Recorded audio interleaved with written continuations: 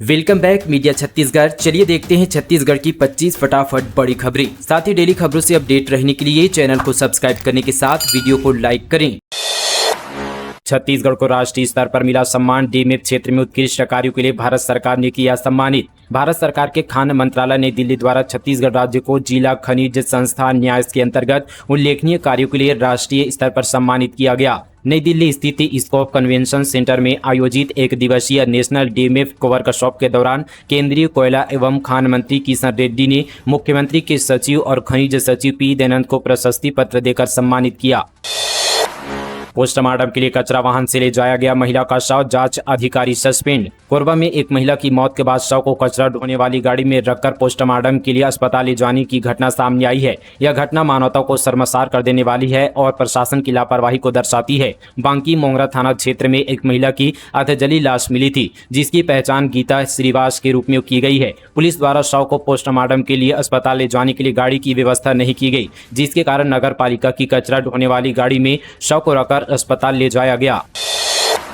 खड़गे ने मुर्मू को मुर्मा कह दिया। मल्लिकार्जुन ने शाह के छत्तीसगढ़ दौरे पर कहा यहां उनका ससुराल है क्या, बीजेपी ने बताया दलित विरोधी। कांग्रेस के राष्ट्रीय अध्यक्ष मल्लिकार्जुन खड़गे ने अपने छत्तीसगढ़ के दौरे के दौरान रायपुर में एक सभा को संबोधित किया, जहां उन्होंने अपने भाषण में राष्ट्रपति द्रौपदी मुर्मू का नाम लिया, लेकिन उन्होंने मुर्मू की जगह मुर्मा कह दिया। उन्होंने कहा कि मुर्मा और कोविंद को भाजपा राष्ट्रपति पद तक पहुंचाने के दावे करती है। उन्हें राष्ट्रपति बनाया गया, मगर इसलिए बनाया गया ताकि हमारे संसाधनों को छीना जा सके। इस बयान को लेकर भाजपा ने दलित विरोधी बताया है। भारत को मिला नया स्प्रिंट स्टार। छत्तीसगढ़ के अनिमेश ने 100 मीटर रेस में बनाया राष्ट्रीय रिकॉर्ड। छत्तीसगढ़ के छोटे से गांव से निकलकर यूरोप के ट्रैक तक का सफर तय करने वाले अनिमेश कुजूर इन दिनों देश भर में चर्चा का विषय बने हुए हैं। 5 जुलाई को ग्रीस के वारी शहर में आयोजित रोमिया इंटरनेशनल स्प्रिंट मीट में उन्हें 100 मीटर दौड़कर 10.18 सेकंड में पूरी कर भारत का नया रिकॉर्ड अपने नाम किया है। हालांकि रेस में अनिमेश तीसरे स्थान पर रहे, लेकिन यह प्रदर्शन भारत के ऐतिहासिक साबित हुआ है। इससे पहले यह रिकॉर्ड गुरेंद्र वीर सिंह के नाम था। अनिमेश जसपुर जिले के आदिवासी गांव घुईतांगर से ताल्लुक रखते हैं। उनके माता पिता दोनों छत्तीसगढ़ पुलिस में डीएसपी पद पर कार्यरत है। माता पिता का कहना है कि उनके बेटे पर गर्व है और यह सिर्फ शुरुआत है।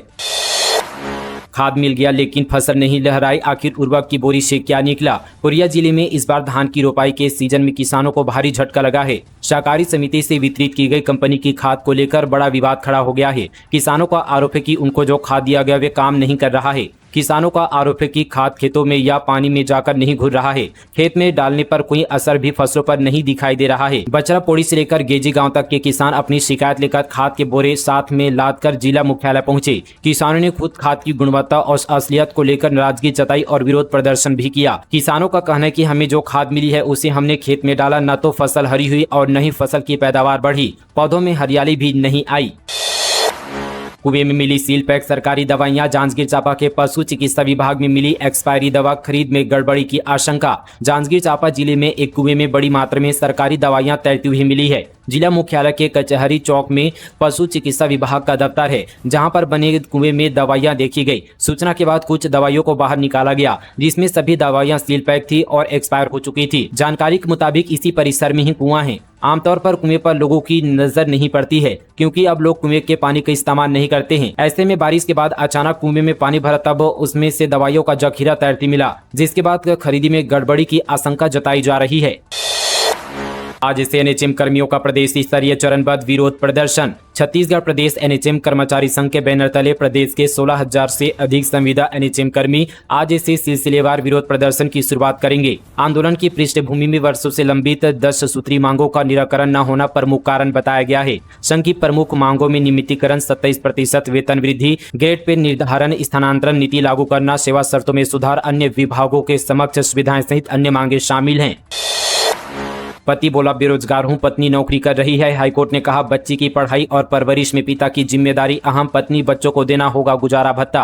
बिलासपुर हाईकोर्ट में फैमिली कोर्ट के फैसले के खिलाफ पुनरीक्षण याचिका पर सुनवाई हुई, जिसमें पति ने कहा कि वो बेरोजगार है और उसके पास आय का कोई स्रोत नहीं है, जबकि उसकी पत्नी नौकरी करती है। इस पर हाईकोर्ट ने कहा कि बच्चे की शिक्षा और पालन पोषण की जिम्मेदारी से पिता खुद को अलग नहीं कर सकता, चाहे वह बेरोजगार ही क्यों ना हो। हाईकोर्ट के चीफ जस्टिस रमेश सिन्हा की सिंगल बेंच ने कहा कि पढ़ी लिखी और कमाने वाली पत्नी होने के बावजूद बच्चे के भरण पोषण की जिम्मेदारी माता पिता दोनों की होती है। दरअसल रायगढ़ निवासी दंपति विवाद के बाद अलग रह रहे हैं। उनका करीब 4 साल का बेटा है। पत्नी ने रायगढ़ के फैमिली कोर्ट में सीआरपीसी की धारा 127 के तहत भरण पोषण देने की मांग करते हुए याचिका लगाई थी, जिस पर फैमिली कोर्ट ने पति को, मां और बेटे को हर माह 6,000 रुपए अंतरिम खर्च के तौर पर देने का आदेश दिया।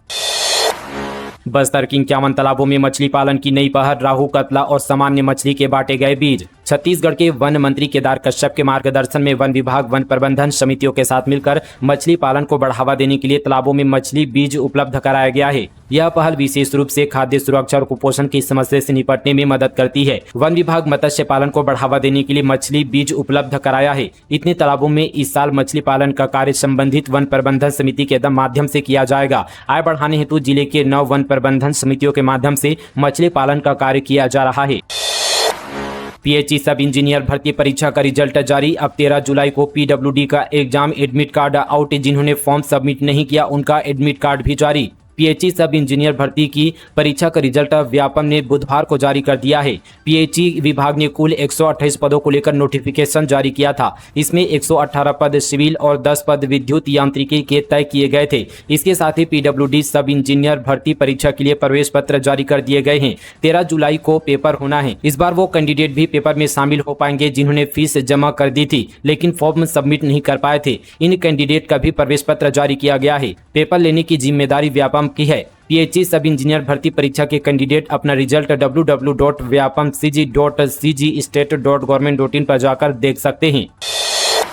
बीज निगम की लापरवाही पड़ी भारी। अमानक बीज थमाने के बाद अब समितियां बना रही किसानों की सूची। जरूरत के समय किसानों को समय पर जहां बीज निगम बीज उपलब्ध कराने में नाकाम रहा तो वहीं समितियों ने किसानों को अमानक बीज थमा दिया। अब लापरवाही सामने आने पर अब समितियां अमानक बीज लेने वाले किसानों की सूची बना रही है। दरअसल गरियाबंद जिले के देवभोग तहसील में सहकारी समितियों से पंजीकृत किसानों को समय पर मांग की अनुरूप बीज की सप्लाई करने में इस बार बीज निगम नाकाम रही। वहीं 3 समितियों में 200 क्विंटल अमानक बीज खपा दिया। कायदे से बीज निगम द्वारा भंडारण के बाद बीज निरीक्षण को प्रत्येक समिति में भंडारित लॉट का परीक्षण करना अनिवार्य होता है, लेकिन जांच में भी देवभोग क्षेत्र के साथ सौतेला व्यवहार किया गया।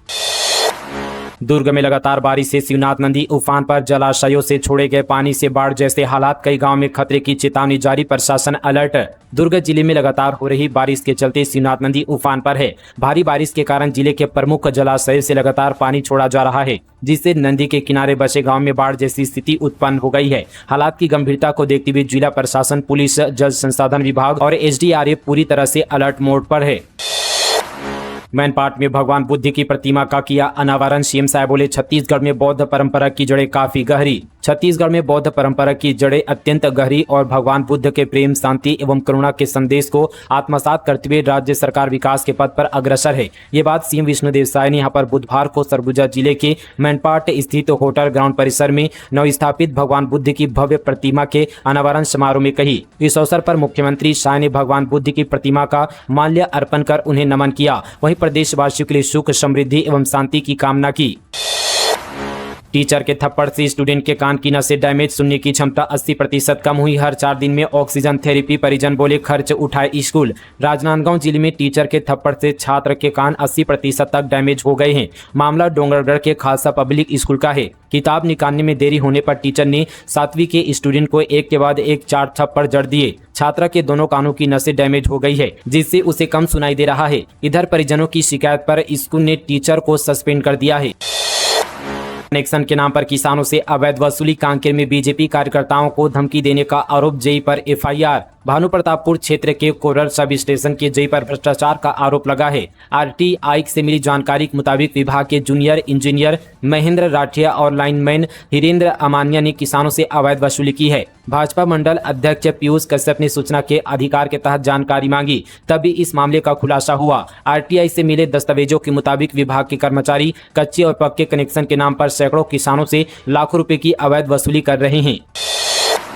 बिलासपुर में सड़कों की बदहाली पर हाईकोर्ट सख्त। हाईकोर्ट ने जिम्मेदारों से पूछा, अफसर बताएं कि हालत कब सुधरेगी। पीडब्ल्यूडी निगम कमिश्नर से मांगा शपथ पत्र। बिलासपुर में सड़कों की बदहाली और निर्माण कार्यों में गड़बड़ी को लेकर हाईकोर्ट ने सख्ती दिखाई है। कोर्ट ने जिम्मेदारों से पूछा कि अफसर बताए कि सड़कों की हालत कब तक सुधरेगी। चीफ जस्टिस की डिवीजन बेंच ने शहर से लेकर गांव तक बदतर सड़कों को लेकर जनहित याचिका पर लोक निर्माण विभाग के सचिव और नगर निगम कमिश्नर से शपथ पत्र के साथ जवाब मांगा है।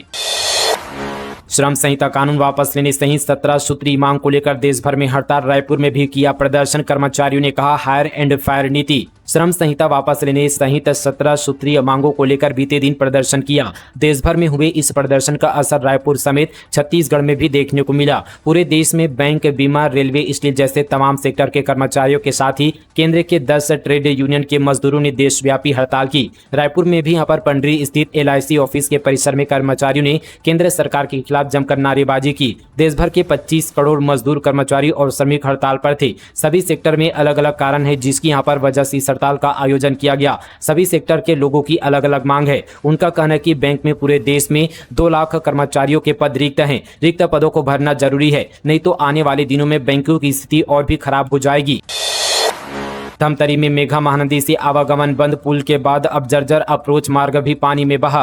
धमतरी जिले में मगरलोड मेघा को जोड़ने वाली मेघा महानदी से आवागमन फिर से बंद हो गई है। पुल तो पहले ही टूट चुका था, अब एक हफ्ते की बारिश में अप्रोच मार्ग ने भी दम तोड़ दिया है। जर्जर रोड में गहरा गड्ढा होने से आवागमन पूरी तरह से रोक दिया गया है। इसके चलते मगरलोड क्षेत्रवासियों को 3 से 4 गुना ज्यादा दूरी तय करनी पड़ रही है।